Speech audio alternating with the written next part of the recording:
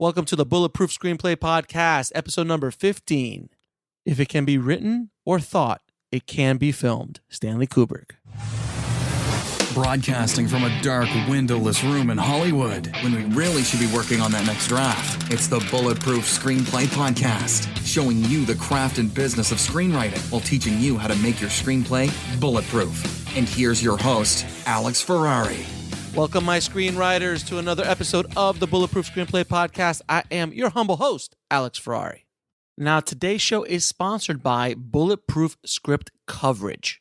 Now, unlike other script coverage services, Bulletproof Script Coverage actually focuses on the kind of project you are and the goals of the project you are. So we actually break it down by three categories: micro budget, indie film market, and studio film. There's no reason to get coverage from a reader that's used to reading tentpole movies when your movie's going to be done for $100,000. And we wanted to focus on that at Bulletproof Script Coverage. Our readers have worked with Marvel Studios, CAA, WME, NBC, HBO, Disney, Scott Free, Warner Brothers, The Blacklist, and many, many more. So if you need your screenplay or TV script covered by professional readers, head on over to covermyscreenplay.com. Now today, guys, on the show, we have Jeff Bollow from Fast Screenplay. He has also written a book called Writing Fast: How to Write Anything in Lightning Speed. Now, Jeff's been he's an independent producer. He's also an actor and a screenwriter. And as an actor, he was in one of my favorite 90s, borderline 80s, 90s film called Don't Tell Mom the Babysitter's Dead, starring a very young Christina Applegate. And it was, such a fun movie back in the day. I'll put a link on it in the show notes if you guys haven't seen it. It's super fun.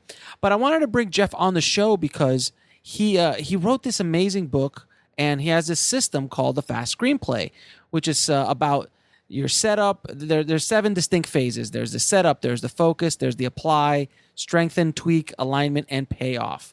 And the setup is setting yourself up to write a screenplay any producer can use. And that's his big point is you write for a producer. You write for the movie to get made, as opposed to just writing just for the sake of writing, or just writing in a vacuum, like maybe it'll get sold, maybe it won't get sold, who knows. But his ideas are really interesting, and I want him to come on the show to kind of talk about his method and his style of how he writes a screenplay. And it's been very successful for a lot of people. And like all different systems, no one has the magic bullet on this is the absolute way to be successful as a screenwriter. So you always got to listen to everybody and listen to everybody and listen to other people's ideas and see what you can come out with it. So that's why I wanted to get Jeff on the show, because his techniques are very interesting, and that he's going at it as a fast process also intrigued me, because I know screenwriting, it can be a little bit laborious, to say the least. So I don't want to keep mumbling along. So without further ado, here's my interview with Jeff Bollow. Jeff, thank you so much for taking out the time to jump on the podcast. I really appreciate it. My pleasure. Thanks for having me. So, Jeff, tell me how you got into the film business in the first place, this crazy business. How I got into the film business? Well, I was a little kid, and I was dreaming of being a movie star, and I decided to pursue acting, and I started acting when I was about 12. Okay. So I grew up in LA, so it's been around me all my life, and just started pursuing that. Got some work as a kid actor, and fell in love with the filmmaking process, and started making my own short films, and got bit by the travel bug and moved to Australia, where I tried to make an independent film with a friend of mine. We spent about 7 years trying to make this indie film. Oh, man. I've heard that story before. Yeah, I can imagine. We ended up abandoning it in post-production, because by the time we had gotten near to finishing, it had sort of already become a bit obsolete. Some of the references, like structural story-based references, were out of date and that kind of thing. And we sort of went, okay, well, that was our film school, I guess, more or less. So right. That was a long film school. Yeah, very long film school, painful film school too. I've been in post for about 20 years, and I've seen so many of those kind of stories. But I've never heard 7 years. 7 years is the record now. I've heard 3. We've been doing this for 3 or 4 years, and we're like, oh man, that must just be painful. Well, we were doing it for 3 or 4 years, and then that sort of drags on, because at a certain point, I mean, the biggest problem that you run out of money, and you've got to keep. You got to keep working to generate the money to pay the bills and keep it going. So it just, it becomes weekends and evenings and, it's vacation. It's like a really bad cocaine habit. You just have to keep working to pay for the drug, but that's not going anywhere yet, but I have to keep paying to, it's like, it's a vicious cycle. I've never had that habit, so I can't. Me neither, sir. I've only seen Scarface. So this is where I'm getting my reference from. From movie references, I think that's true. Now, when you say you were an actor, you were in one of my favorite movies growing up. Oh. Don't tell mom the babysitter's dead. There you go. I said the immortal, ridiculous line, "Park it yourself, Metallica breath." Yes, it's I'm sure a highlight. I can't tell you. I tried to get them to change that line, and the director was pretty adamant. So I went, all right. And it turns out, there you go. It's my one memorable thing from 5-10 years of being an actor. So and that came out in the late 80s or early 90s? I think it was. It came out. We shot it in 1990. It came out in 91 at basically the same time as Terminator 2. Right. So and it was actually it was a big hit for what it was. It was it was a relatively low budget that they made it on, so it certainly made its money back, just barely, I guess, at the box office. But then it was co-financed by HBO Films, so HBO just ran it and reran it on HBO in the early days, right? And so it sort of developed this, I think, cult following over the years through that largely. And it's bizarre to me that people still remember that film today. Oh no! Well, I mean, I was working at a video store in '91, so I'm very well aware of that movie, and of course, like everybody else at that time in history, I had a crush on Christina Applegate. So yes, I had a crush on Christina Applegate too. Yeah, and she was still just the married with children girl, and she just had she ran with it with that movie. So, sorry, I don't mean to geek out, guys. About don't tell mom the babysitter's dead. By the way, if you haven't seen it and you're a '90s kid, you should definitely watch it. It really does capture that era pretty well. I think it's there's something tangible about it. Like texturally, it's interesting. It's there. I mean, it's not not the greatest movie of all time, but it's fun. It still had some of the 80s stank on it, but it was in a full 90s movie, but it had a little bit of 80s stank slapped on. Just all those movies in 90, 91, 92, they still had that 80s. Well, I remember somewhere someone had called it the last 80s teen comedy. So even though it was made in the 90s. No, that makes perfect sense, actually. That makes actually perfect. Yeah, it's like I always said, 1980, that's not really the 80s. 80s didn't start till maybe 81, 82. Exactly. You still got the stank of the 70s laying around. Right. So. We haven't figured out what the 90s are yet, so we're still doing the 80s thing. Exactly. So you moved to Australia. I have to ask you, how's the film business down there? Like, how is it to make movies and run a production company and stuff? The film industry in Australia the thing with Australia is it's a much smaller country. So there's only, compared to 300 something million people in the US, there's 25 to 30 million in Australia. So everything gets scaled down almost by factor of 10, kind of a thing, simply because there's, the audience, the homegrown audience isn't big enough to sustain the kinds of budgets that are made from Hollywood films, that sort of thing. So it almost, the industry there almost has an indie feel throughout, except that there's this government funding sort of mechanism woven into the DNA of the industry. So the way screenwriters, for example, think about making money in Australia is they think about getting funding from the government to, $10,000 for a draft sort of thing, so it's you're kidding me. Really? It's kind of that way. So everyone is like competing, I guess, for government dollars, right. which is, disconcerting for someone like me who comes from LA and has this sense of, I want to make, commercially viable films that have artistic merit and all that sort of thing. So to have to sort of fit into that, it's difficult. So what ends up happening is you've got writers who are writing for something other than what someone like me is looking for, generally, by and large. Right. So the great challenge, I think, of the Australian film industry is... We'll be right back after a word from our sponsor. And now back to the show. I mean, the film industry anywhere, I guess, is making a living while you're trying to make your films. But there, I think, because it's smaller, the upside of it is also smaller. So it doesn't attract as many people. So it's a thinner field in which to play, I guess. I mean, they're very serious. They take it very serious. There's some great quality, particularly in the performing arts there, which makes for a very robust community. But it's because it's a little small and a little parochial. It's hard to build something and sustain it. They have distribution troubles, and it's the Australian audience often doesn't necessarily embrace Australian film because it's, first of all, the marketing dollars spent by the studios and the Hollywood films, all the American films are coming down there with these enormous budgets and just blanketing press coverage. So the little Australian film, even in Australia, has a real hard time getting noticed and getting heard. And in some ways, it really reflects the indie arena across the board.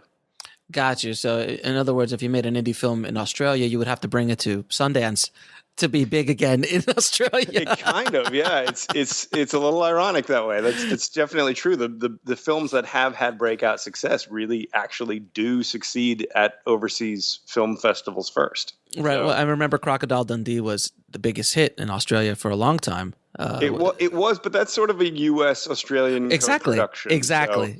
Yeah. And it's similar with things like Baz Luhrmann films, Australia or,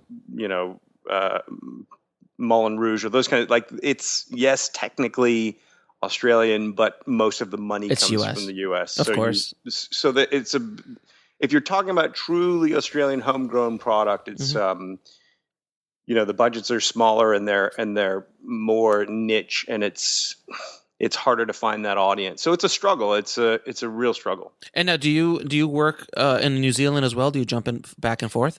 Yeah. So when I moved down there, I ended up migrating to New Zealand. So I lived in New Zealand for many years, and I've directed TV there, and I've acted in TV commercials and shows and stuff there. So it's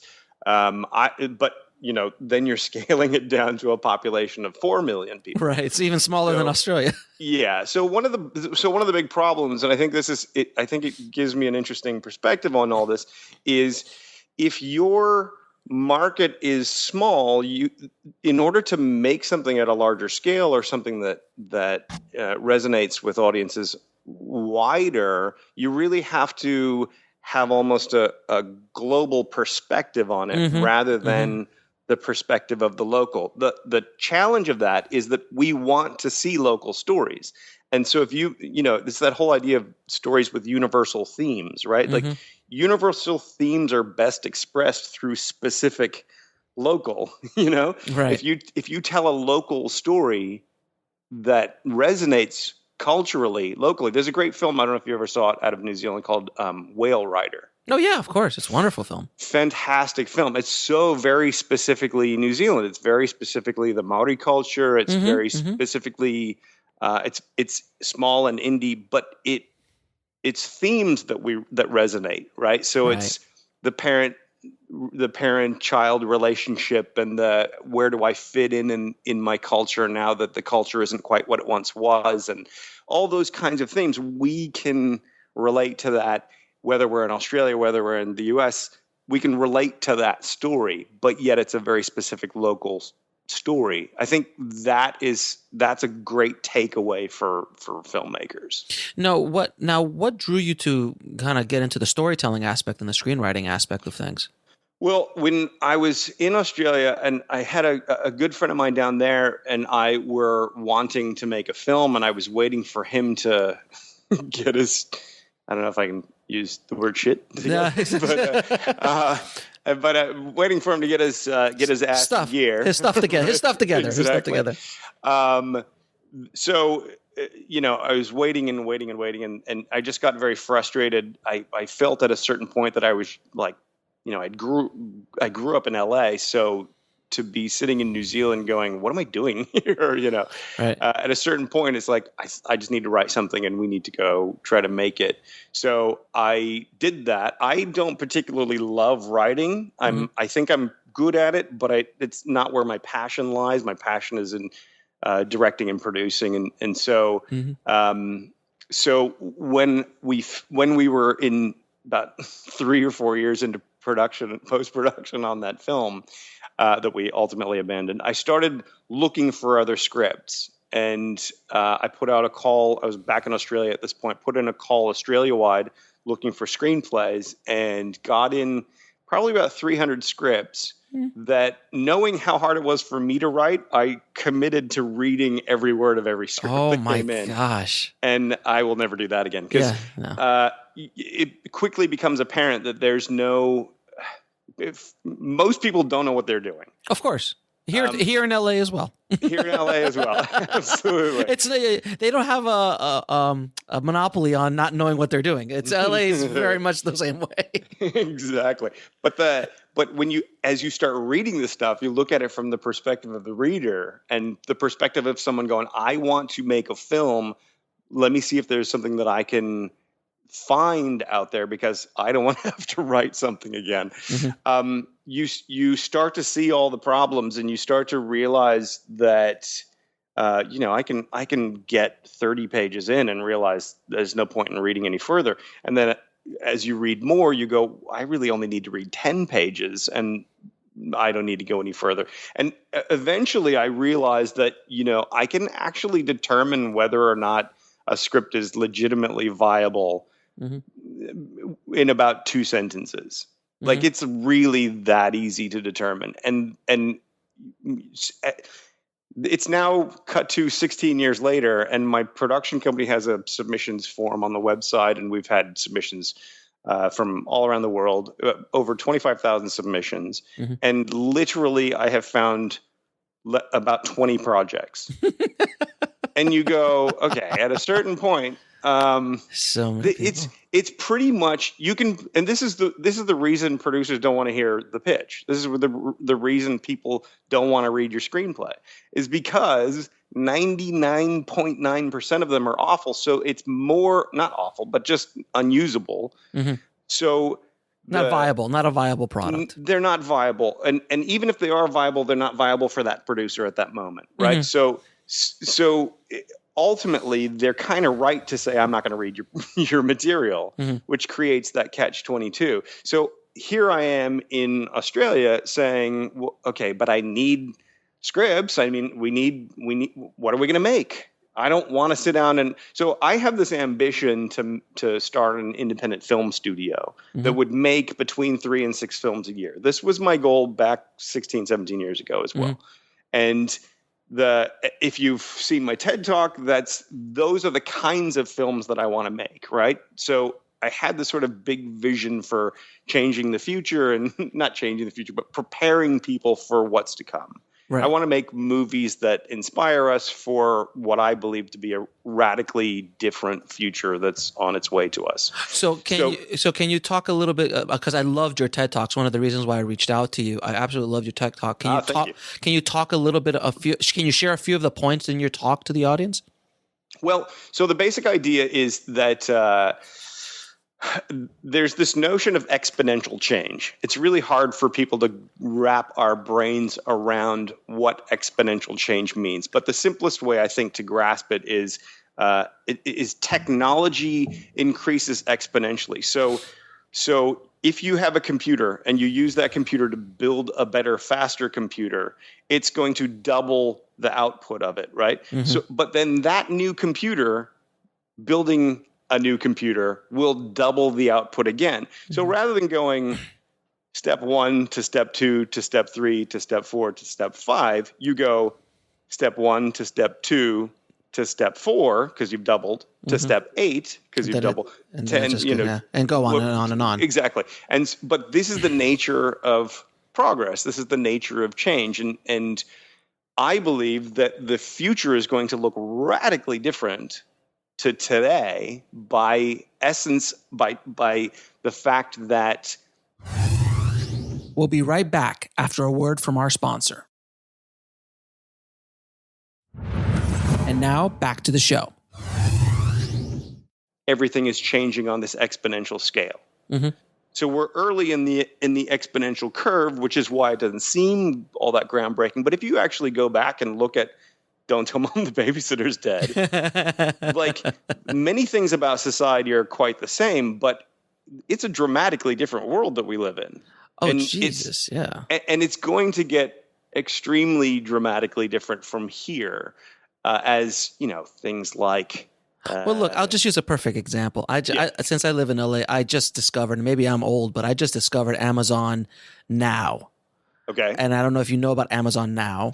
Which one is that? Amazon Now is you log on to Amazon, you can just place an order and it's at your doorstep in 2 hours. Right. Yes. Yeah, that's insane. Like that's right. literally the first time I did it, I was like, I'm gonna see if this is real. Right. I really was. I honestly, I'll order this. Sure. I'll give you a tip. No problem. And I really thought it was a scam. I'm like, nah, this is never gonna happen. And then an hour later, I hear a knock on the door. I'm like, wow, really? I'm like, you've got to be kidding me. But that's delivery distribution, right? Right. So, but take it another step further. What about 3D printing? What about when you can go onto Amazon and you say, I want this pair of pants, and your 3D printer prints the pants for you?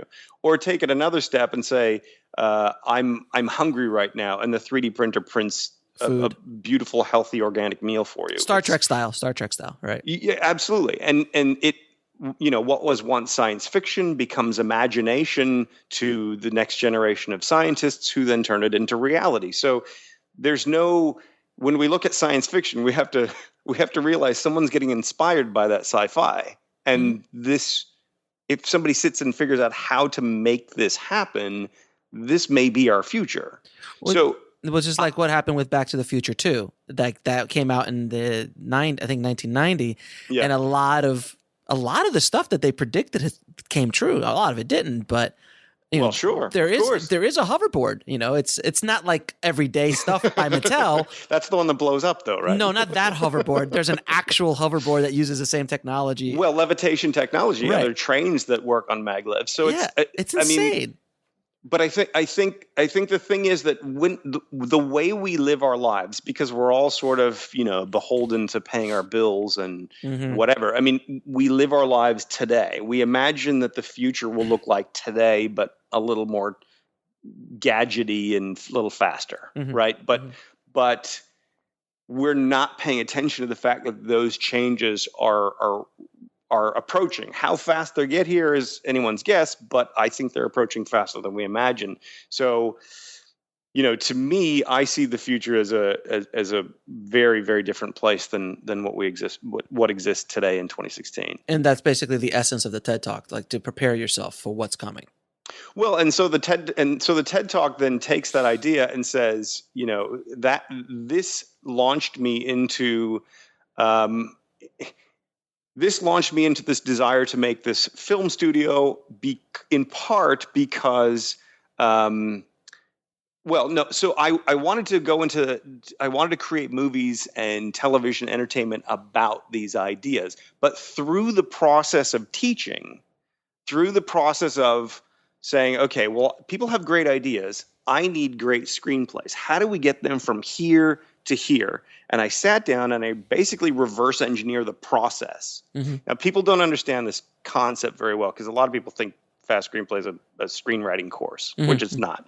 It's at the end of the day, whatever technique you use, whether you use a 3-act structure or, whatever 10 other formulas are out there, everyone goes through the same process. The process is start with the idea, turn it into a story, get it on the page, shape it, reshape it until it's solid, make it a compelling read for the reader, and then connect it with the people that you're trying to reach, right? So that process is the same. That's what I basically did. But through the act of reverse engineering that process, I came to see and appreciate and realize how creativity works and how imagination works and how we harness imagination and creativity and turn it into something that satisfies our own goals. And so as you start to look at this on a, I guess, meta level, you start to realize that, well, really every person on this planet goes through that same process during creativity, right? We all witness life through a different vantage point, right? You're seeing whatever you're seeing in this moment, wherever you are. And anyone who's listening to this is seeing something completely different to what you're seeing, completely different to what I'm seeing. And our backgrounds are all completely different as well. So we interpret it differently.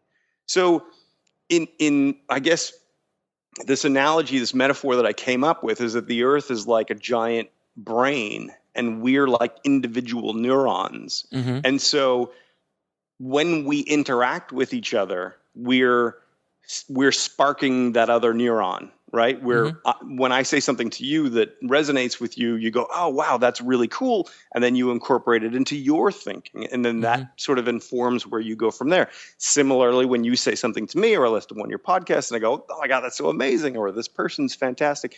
So writing, creativity, filmmaking, storytelling is that, right? So it's when you're trying to tell a story, when you're trying to write a script, when you're trying to make a movie, you have an idea in your head that you're trying to share with other people, with an audience, with the world, right? You want the most people possible to hear your idea and to understand it and to connect with you and to inspire them. So it's all kind of the same thing. So then, basically, so let's back up for a second. You have a system called Fast Screenplay. Basically, it's a system, correct? Sorry, because we kind of went into it first before explaining what Fast Screenplay was.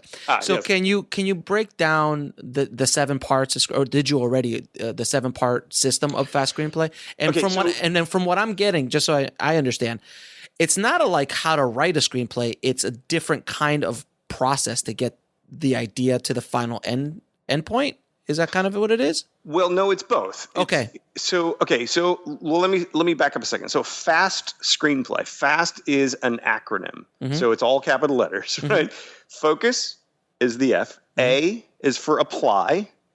S is for strengthen. And T is for tweak. So what I realized when I sat down to sort of reverse engineer this process is that writing there are 4 phases to writing. The first is to focus your ideas, where you basically take all the random ideas that you have and you focus them into a specific story, right? One, you choose and shape your story. Now, once you have your story, you have to get that onto the page. You have to write it, which I call the apply phase. You're applying that story plan that you created, right? So there's your first draft. Once you have your first draft, you have to rewrite. You have to strengthen it to make it in sync with your intentions. So make it the best story that it can be. Once you've got it to be the best story, then you tweak the words, you polish it, you refine it so that the reader's experience when they read your script is it's a page turner. It's compelling. They want to go through this experience. So focus, apply, strengthen, tweak is the writing process. So about 10 years ago now, I wrote a book called Writing Fast: How to Write Anything with Lightning Speed, which you can get on Amazon. The Kindle version is really cheap. Anyway, so but that's the 4-part writing process. Now, what I also realized was that if a writer goes out and starts just writing scripts, that doesn't necessarily mean that they're writing something that a producer like me could use, right? So the only way that they're going to write something that I can say yes to is if they write something that is aligned with my needs, right? So that doesn't necessarily mean they have to write for me. Maybe they write something that's so amazing, I want to make that film. One way or another, though, we have to be aligned in order for me to say yes, and for us to move forward and make the film. So what I realized was you could actually add a phase before this writing process, which I call the setup phase, which prepares you for the process and sort of pre-aligns your imagination with the needs of the producer. So that when you start the process of writing, your brain is serving up material to you that is in sync with producers' needs, right? So that you're not sort of going off way on a tangent. But it's still your creativity. It's still whatever it is you want to write. We'll be right back after a word from our sponsor. And now back to the show. Right. So then you go through that process. Once you're done, you're going to need to get notes and feedback. You're going to need to see how your work is interpreted and responded to by other people. So we have what I call the alignment phase. And that's basically you're sending your work out for notes and feedback. And how do you interpret notes and feedback? So many writers, and I've given notes over so many years now that writers drive me crazy because they take notes personally. Yep. They say, say, how dare you not appreciate and respect the brilliance of what I wrote? And you're like, okay, I'm giving you a note telling you what the reaction to your work is. And rather than taking that and adapting your work so that it serves your goals, you're going to reject the note out of hand and take it like I've killed your baby, right? So ego. Ego really gets in your way at that stage of it. Because at the end of the day, we all write crap. I've written so much crap, it's not even funny, right? right. Arguably, maybe the things I'm talking about right now are crap. But that's for someone else to decide. Right. But at the end of the day, the goal is not good or bad. The goal is creating something that is effective at what you're trying to get across. So the alignment phase helps you see what other people are getting and then adapt what you've created so that they get what you want them to get. Also teaches you the skill of adapting your work to the needs of a producer if you want to go that road, right? So then the final phase is the payoff phase, which is where now that you have this script, now that it's been through this process, now that it's aligned with, so you know they like it, it's what they want, how do you then connect with the producer, and how do you identify what producers, and how do you then connect with them? So the whole system of fast screenplay, the 7 phases: setup, focus, apply, strengthen, tweak, alignment, payoff. It's huge. Yeah, of course. No, it's absolutely. So it probably takes about a year to learn the process. But I also have then subsequently distilled each of those steps so that once you get the whole process, you can then condense it and you can move through it and gradually make the process intuitive, which is what leads to mastery. Right. So it's sort of this thing that looks daunting at the start, but it's really not, because most writers think they know all this stuff and they really just don't. I mean, even intermediate, even advanced writers, to be honest with you, there are things throughout the system that they go, I never even thought of that before, or this fills in a gap of something that I didn't know before. So my point in creating the system wasn't to teach screenwriting. I have no interest in becoming some screenwriting guru. This is not like, I'm at the end of this road. I don't want this to be my life from here. I created this because if you're in Australia and you can't find scripts and you don't have discretionary funds to pay writers to just develop stuff, which may or may not end up getting produced, because that's wasted money. And when every dollar counts, you can't spend that money. I basically needed an in-house script development system like a studio might have, but out of house, right? Like I needed something that anyone could go, start here, go through this, deliver something that we could make. So the idea was, hopefully through this process, we'll end up getting scripts and stories, some of which will be aligned with what we want to make, some of which writers will go off and find other producers. But then in theory, we'll gradually, as more people discover it, be able to make our 3 to 6 films a year, and then hopefully change the world. So then basically, what you created Fast Screenplay was a selfish reason. You just want better screenplays. That's pretty much, yeah. I want better screenplays, and I don't want to have to write them myself. Exactly. So then, since you've already said you've read tons of scripts, thousands of probably over your lifetime, what are the most common mistakes you see with first-time screenwriters?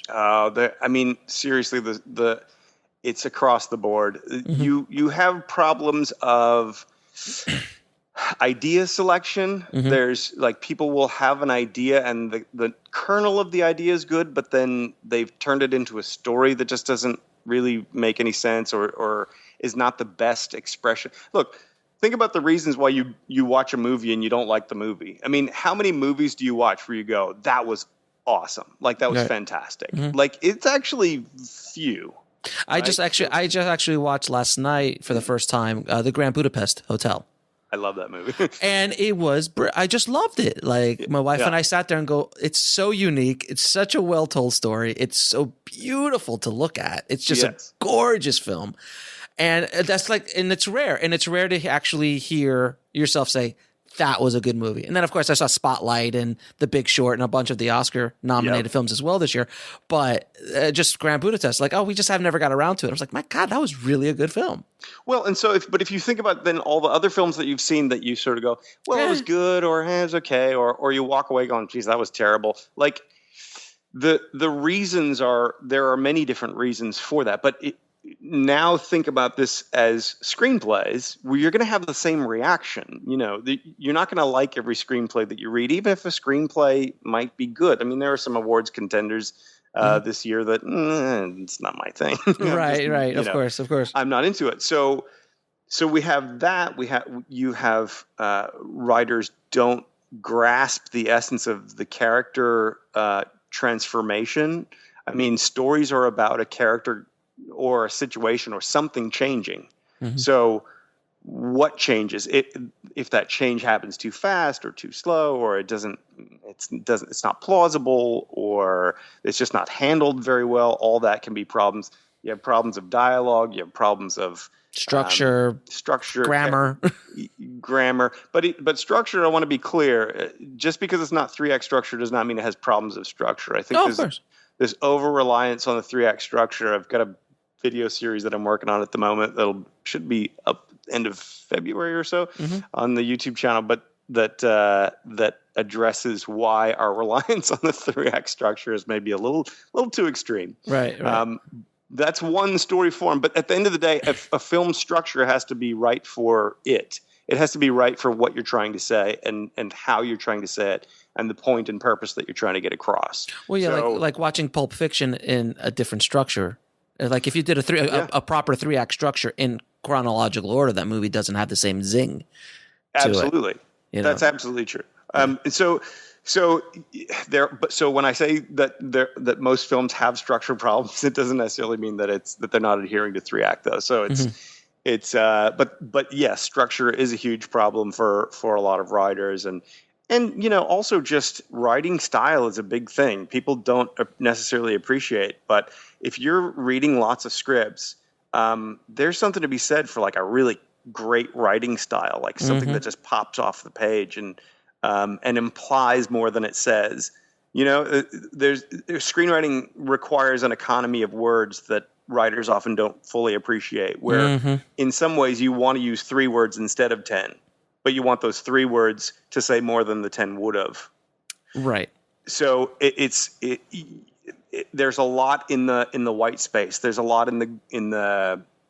there's a lot that's implied, that should be implied in the way a great screenplay reads. And if writers can really learn to play with that, it'll make their scripts jump out a lot better. I know there's some screenwriters that when you read, because I've read so many bad screenplays in my life, mine included. Oh, I'm in the same boat. Yeah, mine included, without question. Some of my earlier efforts are like, oh my god, ooh, some rough stuff. But then you read Shane Black's old stuff, like Lethal Weapon and.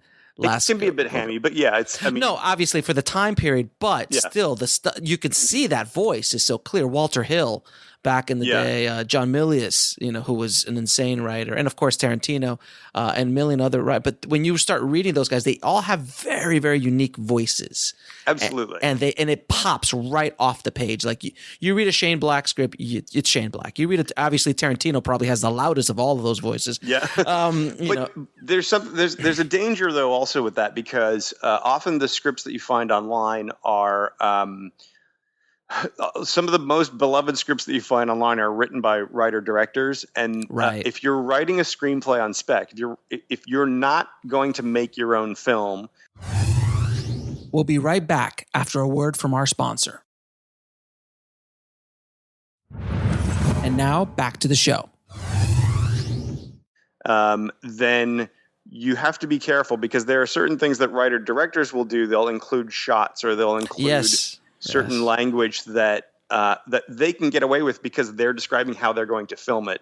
But as the writer submitting your project, trying to get a story made, you don't want to include that stuff, because you really want the creative team that is going to ultimately say yes and make your film. You want them to infuse their own creative vision into it. And so if you steer it too much from a control standpoint, then it's a turnoff to the reader. And I can't tell you how many times you read a script and it's like, okay, you think you're directing this? Right. And that's, this isn't even written well enough, let alone directed well enough, Yeah. I was told many years ago, by many different people, like, don't put direction in a script unless you're directing it. If you're directing it, do what you want, but generally don't put like close up here, dolly in here. Like, don't do that, because exactly for that reason. Like, obviously a Tarantino movie will have that because he's going to direct it. But like, if you read, Shane Black's last Boy Scout, which he wasn't a director back then, or Lethal Weapon, he wasn't a director back then. Those scripts they are 80s and they are what they are, but they're so well put together. I mean, and I still put up Lethal Weapon is one of the best action films. I agree, of course. And Die Hard. I mean, Jesus. Absolutely. And they stand the test of time because the stories are so rich, the characters are so well written, and the pacing and the tension and the it's masterful. It's masterful to watch. Like, considering like watching an action movie today, and then watching Lethal Weapon 1, 2, Predator, the original Predator, or Die Hard, those 80s action movies that are just. Like, you could pop them in right now and they do their job. Like, they will do their job so well. I mean, even Star Wars, for that matter, the original Star Wars. I mean, that was done in the 70s. There's not many movies that were done in the 70s that hold to today. Like, you could put Star Wars in right now. I'll put it on for my 6-year-old. Well, hang on, though. Part of that is because the setting isn't the 70s. Correct. But the storytelling is universal forever. Yeah, obviously, yeah.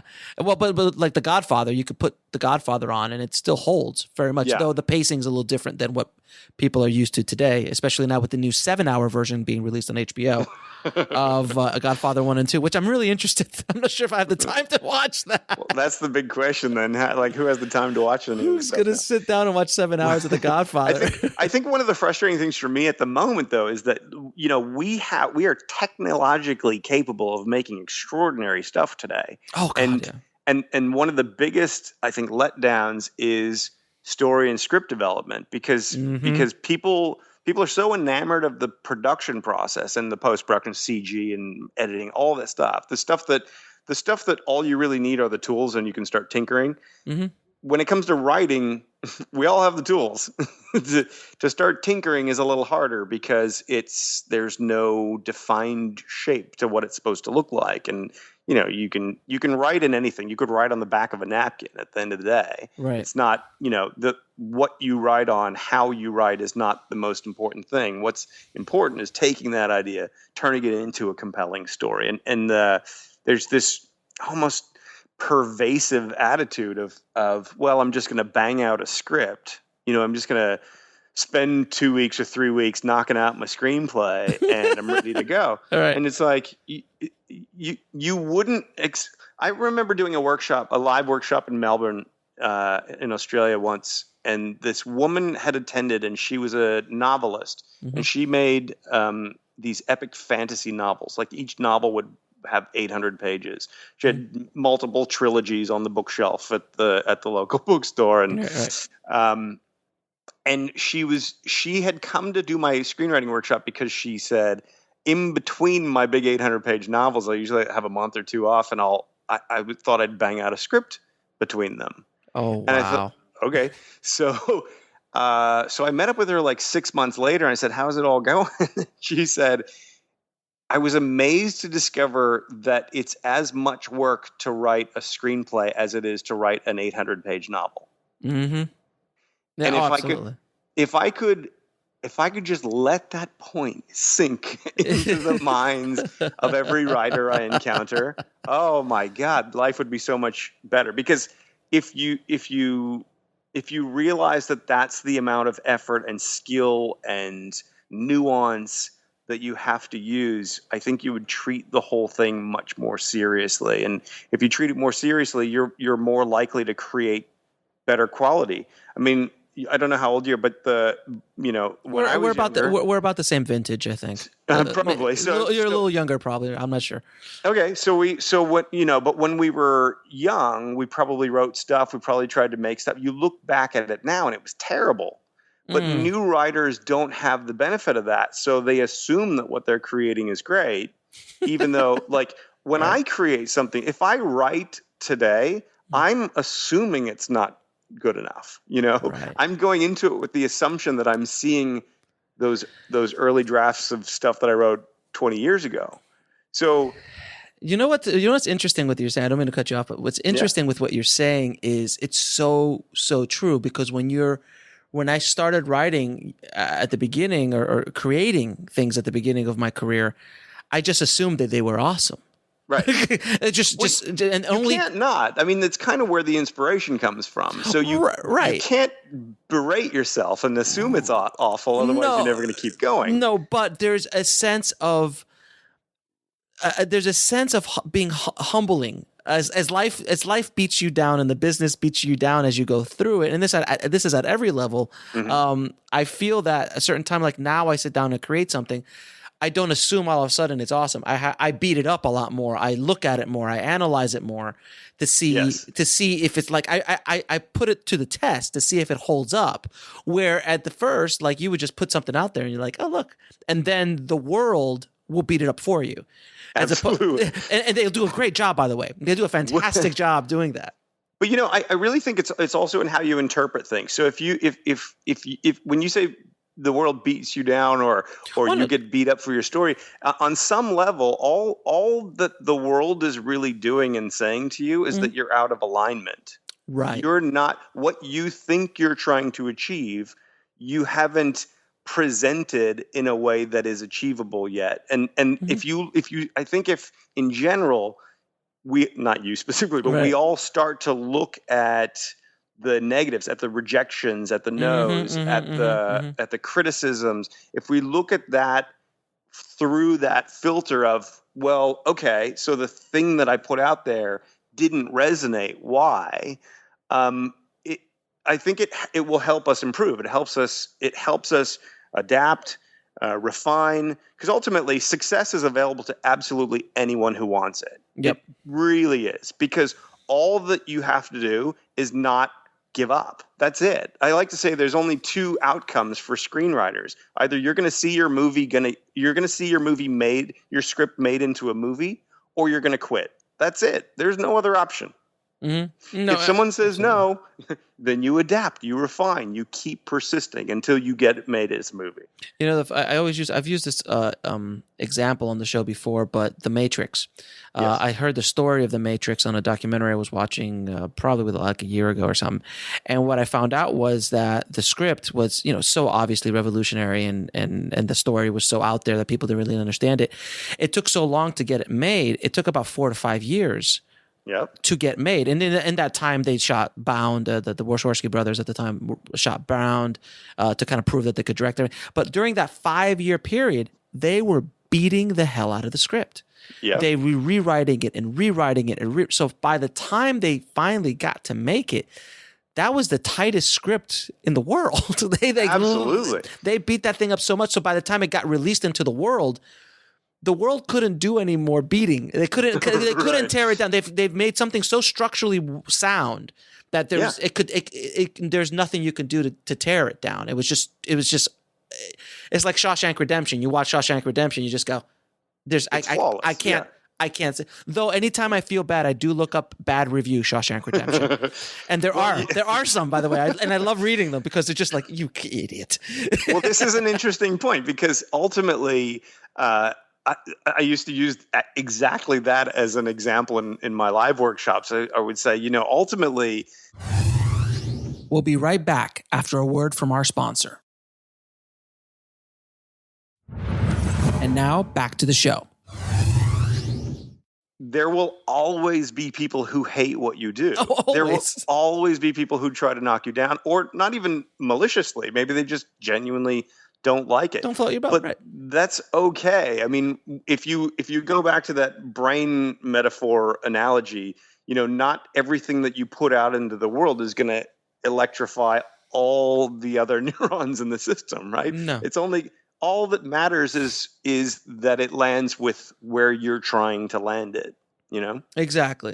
Now, can you talk a little bit about this free course that you've been working on for a year, the fast story development, how to create the detailed? Yeah, so it's a 4-part YouTube video series. So if you haven't been to my YouTube channel, check it out. There's a lot of me talking, but it's youtube.com/fast screenplay, and there are 30 videos or something like that there at the moment, and this one is a 4-part series. So one of my biggest challenges is helping people really understand what fast screenplay is all about. So I wanted to do something that was both simultaneously really quality information people could use and run with immediately, but also something that through explaining that helps you really understand what fast then is all about. So it's a 4-part series that's called Fast Story Development: How to Create Detailed Original Stories in 1 hour. Mm-hmm. And so it's got 4 parts. And the first part is the hidden story dynamic. So as I'm reverse engineering this process, I'm looking at the 3-act structure. Why does it work when it works? Why doesn't it work when it doesn't work? And I realize that there's this sort of hidden story dynamic underneath it all, sort of what I call the building block of all storytelling. But that building block then also applies to, infinitely beyond just storytelling. It's almost like the building block of anything that we choose to do, which means you can actually apply it to story development as well. So in part 2, it's called How to Grow Stories Organically, where you basically start with an idea and you more or less just grow it organically into a compelling screen story.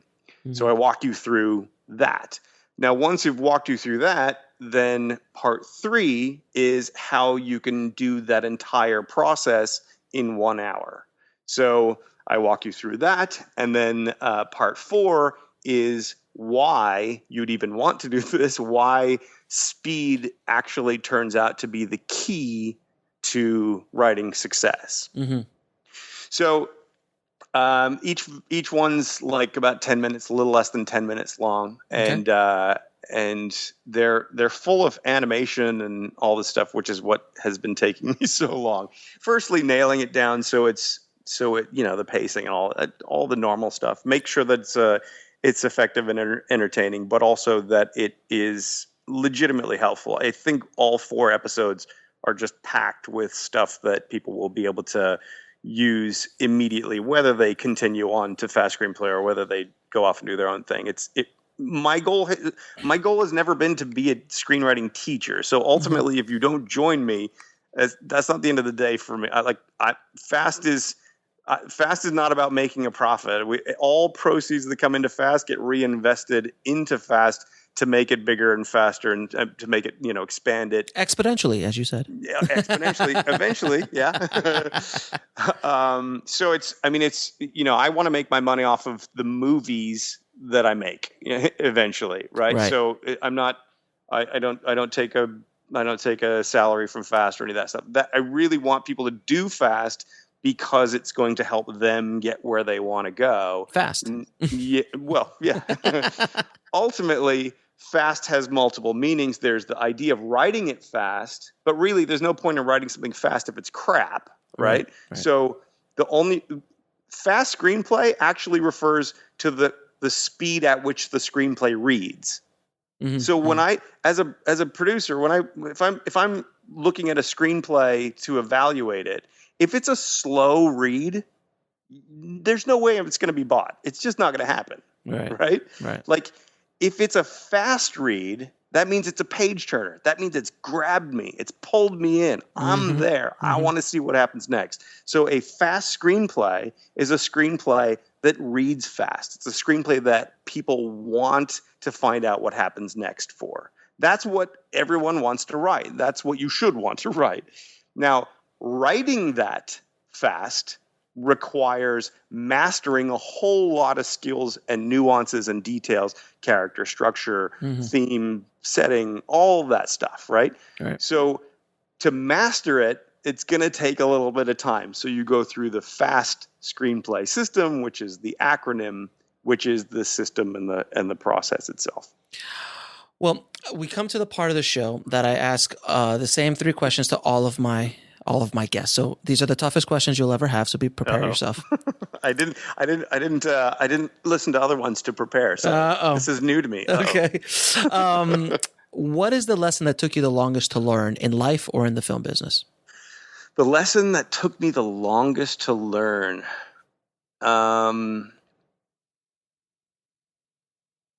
That's a good question. Thank you. Do you often have people stumped looking at the wall? For a second, but it comes to them. I think the probably is that I'm enough. Yeah, that's an answer I've heard from other guests as well. Look, it's funny because all along, and I often attribute it to growing up trying to be an actor in LA. You really, it was an actor. It was an actor who said that, by the way. As a kid, it doesn't surprise me. As a kid, I went to probably, without exaggeration, 1,000 auditions, and I probably booked about 50 parts, and that's a lot of rejection, right? I'm too thin. I'm too fat. I'm too tall. I'm too short. I'm too good looking. I'm ugly. I'm all that everything, stuff, right? So on some level, I always attributed it to that I hadn't felt like it was okay to express my creative core. And so through teaching writing, I think it was only through teaching writing. I never wanted to be a writing teacher. I never would have imagined back then that's what I would be doing today. But in many ways, through doing that, it's helped me realize and appreciate. No, because I see the insecurities in every single person, every writer. You can see the insecurities, and it's like, no, just trust it, trust this, trust you. If you trust, I always tell people, if you can trust me, you can trust my system. That will turn into a trust for yourself. And so, in some ways, I'm trying to convey that very lesson to everyone that I teach. Good answer, sir. What is your top 3 films of all time? See, that's always a killer. Yeah. It could be just the ones you've listened that could come to mind today. Well, I think it's hard to go past Shawshank Redemption just because it's such a flawless film. Right. It's a beautiful piece of filmmaking. I don't want. Here's the thing. I don't know that I could say of all time because I find value in even crappy films. Of course, I do too. Like there's some like 80s schlock that I'll watch, and I love watching Commando. Like Commando is awesome. Yeah, but it's a horrendous film. It's horribly structured. There's cardboard cutouts that are being blown up as soldiers. I mean, it's a horrible film. But I love it. So yes, I completely feel. So just 3 favorite films that really tickle you. Well, I'll tell you one that I saw recently. I don't know if I would call it as an all-time favorite, but I loved it. It's a tiny little indie film called Coherence. Okay, haven't heard that one. Since you're an indie film podcast, I think your listeners would probably love this film. It's made on a tiny budget. I don't even know what like micro budget. And it's just such a cool idea, and it's really well executed, and it shows you what can be done. And it's also sci-fi in a cool sort of way that I like. I don't want to say too much about it because it actually gives away sure. Sort of the core premise of it. But have you seen a movie called Primer? Yeah, of course. Okay, so it's not like Primer in that sense, but it's that low budget indie thing where they've done something really cool. Oh, very cool. Coherence. Okay.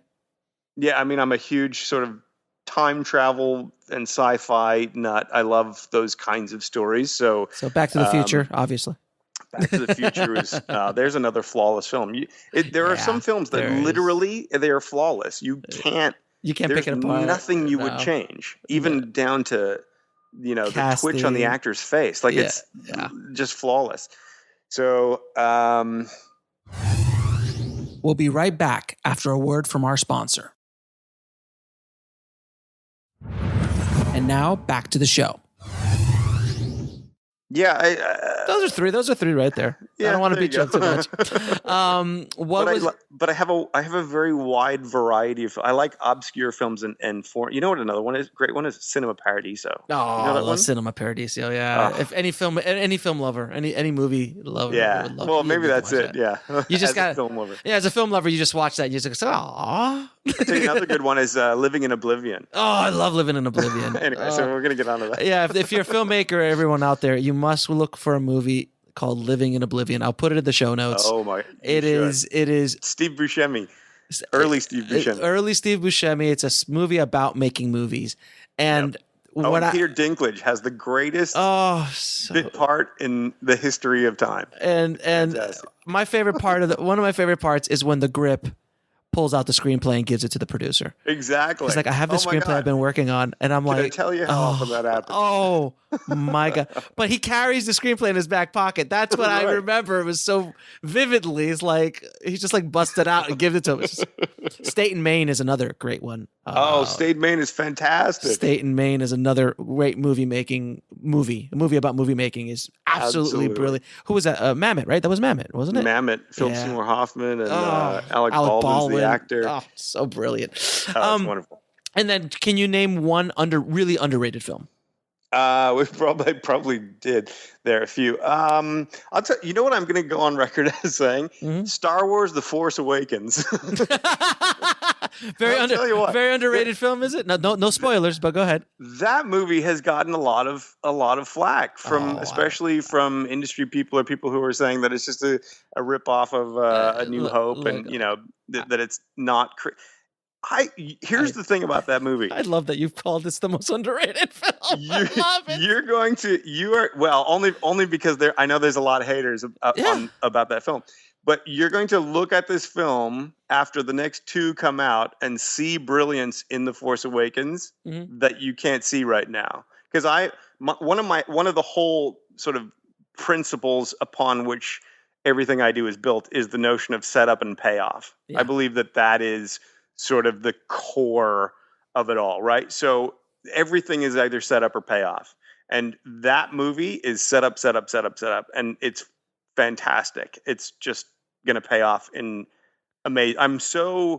I've always been a Star Wars fan. I didn't like the prequels, but I'm not a geek fan. I'm just an appreciative fan. That is I'm just so excited about what they've done with that. And where they're going with the whole thing. And I think it gets derided especially from a screenwriting standpoint, because everyone's only looking at the similarities Mhm. to A New Hope, and they're not appreciating why those similarities are likely to be there. Yeah, look, And it's I look. they will. I am actually, and it's a very well documented Star Wars full blown geek. Okay, there you go. On as So do you know things like the ring theory and all that? no, I'm not that. I don't go that Okay, deep, all but right. but I carry Yoda close to me at all times. Okay. Be with you. You see, he's always with me at all times. So I'm a That big. is more geek than me. It is much more. I have a life size Yoda here in my office. I've had him for Wow, 12 that's years. pretty cool. Actually, Yeah, I've had a yeah. I don't want to go down the geek road because I could go hard, really quickly. But the thing is, I saw the movie and I loved it, and I'm a big fan of it, and I can't wait to go see it again. But I just enjoyed it, and I enjoyed the trip and the whole thing that JJ did with it, and he did it so nicely and so tightly. And there is a lot of haters out there, but I don't personally care. And I know there's a lot of, but there's more lovers than haters because it's made $2 billion. no, I mean, look, there are, and that movie will be just fine whether it's got me as its defender or not. Exactly. But only because the sort of circle that I've been playing in for a while is the screenwriting and screenwriting education stamp, all that sort of thing. Within that world, it gets consistently bashed, and I think it's just so unfair because it's far more remarkable than it appears to be on the surface. It's also just a great ride. Do you know what I mean? Oh yeah, it's just that's icing on the cake. But underlying that is quite a stunning achievement, in my opinion. And that he's created probably one of the best female heroes in the heroine in the last 20 years, if not longer. Yeah, because she's amazing. Ray's character, that character is absolutely remarkable. Well, and I think there will be some cool reveals. Yeah, in future episodes. We won't go down too far. But and going the same route where you were talking about the screenwriters kind of snubbed their nose at it. They also snubbed their nose at Titanic, and they also snubbed their nose at Avatar. And as Avatar is just Fern Gully, it's just Dances with Wolves. But so that actually brings up a really interesting point, because I'm also a fan of Avatar. I think they're mistaking the mythological structure for copycatting, right? Right. So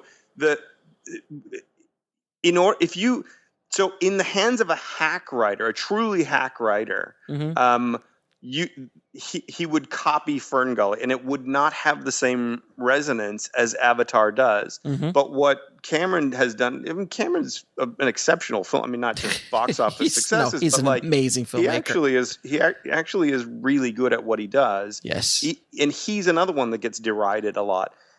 Which is, by the way, this doesn't. I'm not trying to imply that I'm only about the blockbustery kind of writing. Course not. I love obscure cinema and experimental. Living in Oblivion, those. I mean, that's a very small movie. But I think you have to respect. I always judge something based on what is it that they were trying to achieve, and did they achieve it effectively? So by that, if you look at a screenplay or you look at a story through that filter, a lot of these things that look to be simplistic or plagiaristic or copycat are actually not. They're using the mythological structure in a completely original way. And so, Avatar is if you had done this podcast back then, I probably would say that Avatar is the most underrated. So right. I think it's important for writers and filmmakers in general to understand the big mythological structures, to understand. Most people don't understand the 3-act structure. They understand where the things happen, but they don't understand why the things happen where they happen. So that's what leads to hackism. That's what leads to people copying something ineffectively. Right. But if you understand the why behind all of it, you can use the structures to your own advantage, or you can play around with the structures and come up with something new and different in a way that is also effective. Jeff, I won't take up any of your time. We've geeked out a little bit too much. Hope the audience didn't mind, but there's some good knowledge in that geek out as well. So hopefully somebody learned something today. That would be nice. So where can people find you, sir?